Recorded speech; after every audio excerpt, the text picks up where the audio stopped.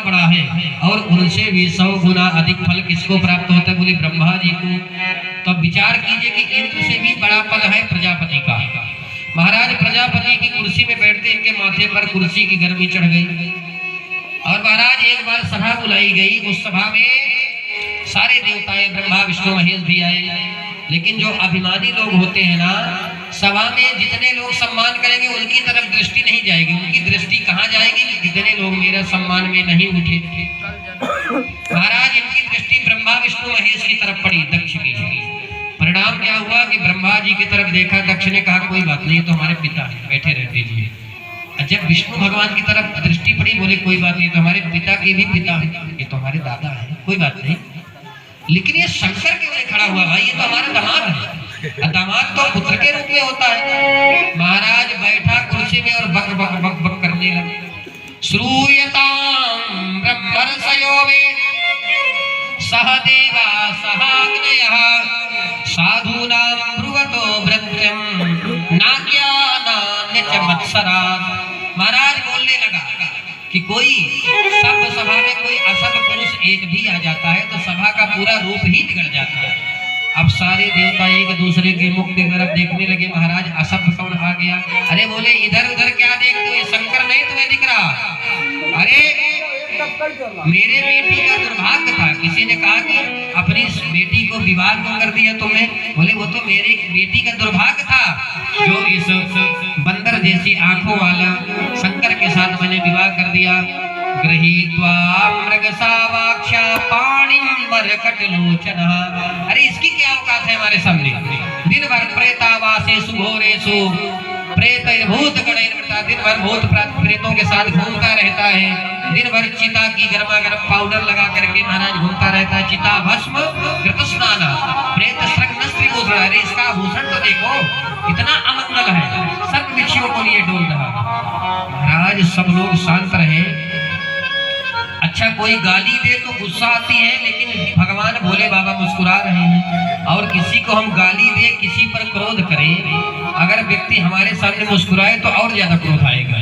अब तो महाराज लगा गालियां देने। इतने में नंदी जी ने कहा कि बस हो गया, और तो उसने श्राप दे दिया कि जाओ आज से तुम्हें शंकर श्राप देता हूँ कि किसी भी पूजा पाठ में तुम्हारा कोई स्थान न दिया जाए। अब तो नंदी जी बोल पड़े, बोले दक्ष बार बार मैं बकरा जैसे कर रहा, जाओ तुम्हें मैं भी श्राप देता हूँ, तुम्हें बकरे का सिर लग जाए।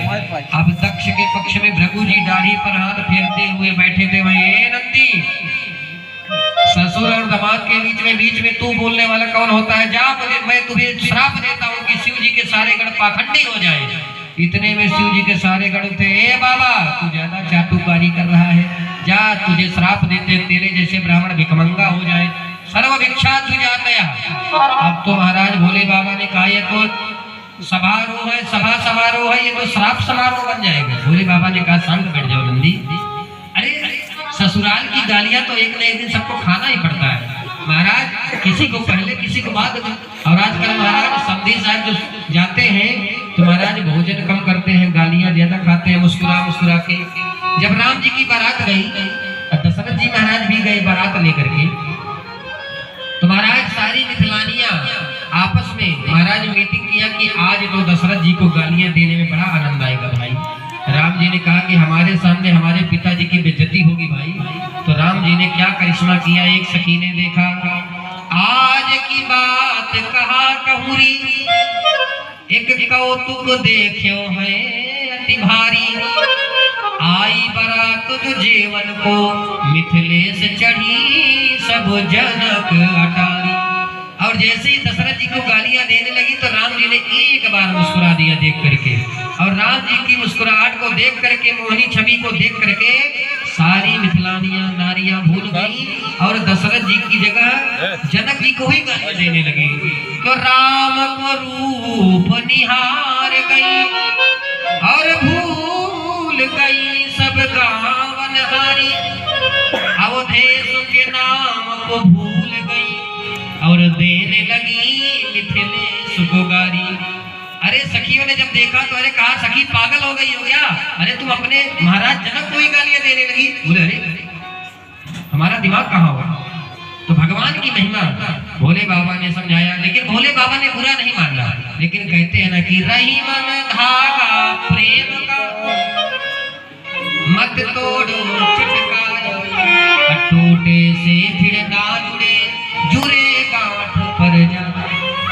महाराज भोले बाबा के मन में तो कुछ नहीं आया, लेकिन दक्ष ने भोले बाबा से बैर कर लिया और महाराज भोले बाबा का अपमान करने के लिए हरिद्वार में कलखल में एक यज्ञ करवाया और उसमें सभी का निमंत्रण दिया, लेकिन भोले बाबा की कोई चिट्ठी, कोई निमंत्रण नहीं।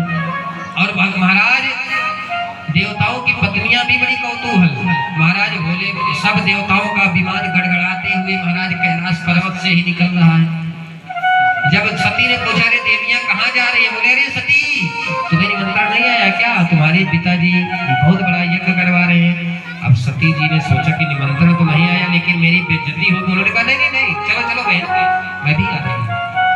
अब तो महाराज सती जी भोले बाबा के पास गई और चरण दबाने लगी भोले बाबा के, और भोले बाबा से कहने लगी, प्रजापते स्वसुरस्य सांप्रतम निर्यापितो यज्ञ महोत्सवः किला वयं च तत्राभिसराम वामते यद्यर्थितानि विबुधा व्रजन्ति।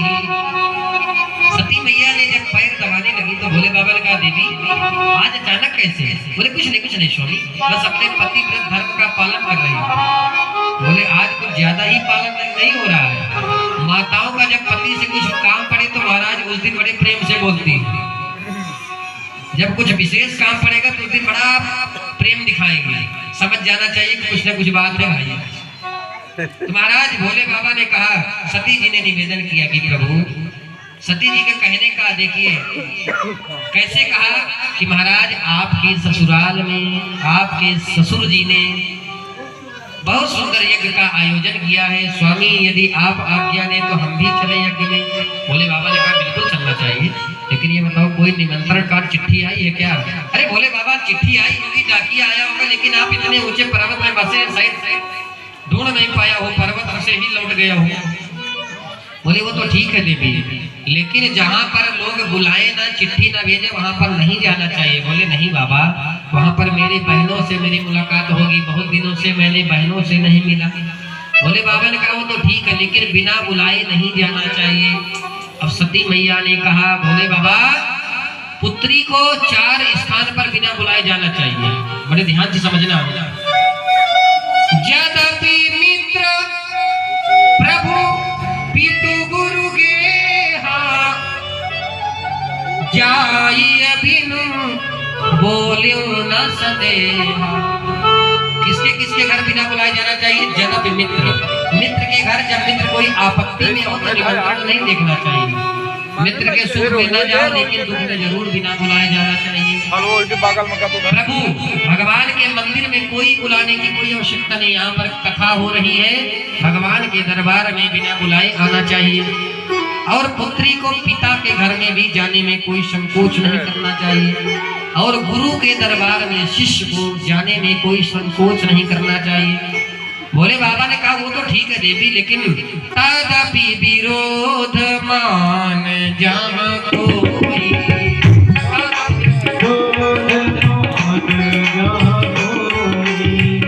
तदपि विरोध मान तदपि विरोध मान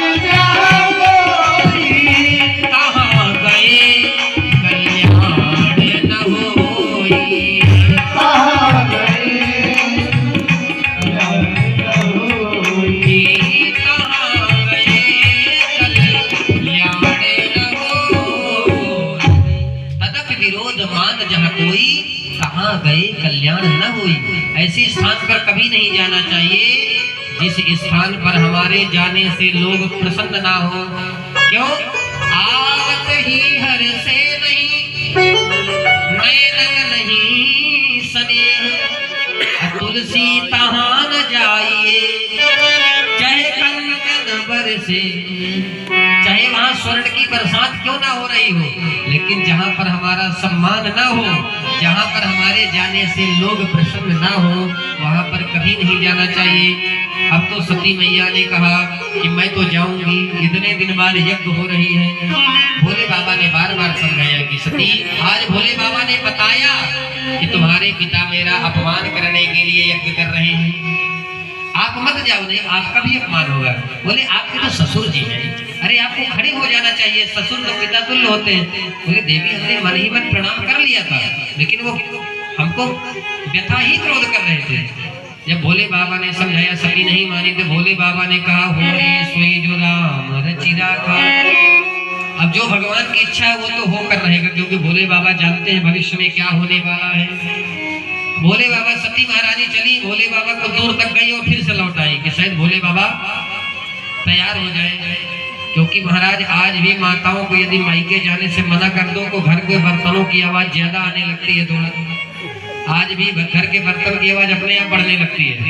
अगर मायके जाने से मना हो जाए फिर देखो तो महाराज, निष्क्रामति निर्विशति द्विधासा, सती मैया के मन में दुविधा हो गई कि जाऊंगी न जाऊं, जाऊंगी न जाऊं। अंत में सती मैया जब चल पड़ी तो 10,000 गणों के साथ भोले बाबा ने सती को विदा किया और सती महारानी की जय जयकार करते हुए गए।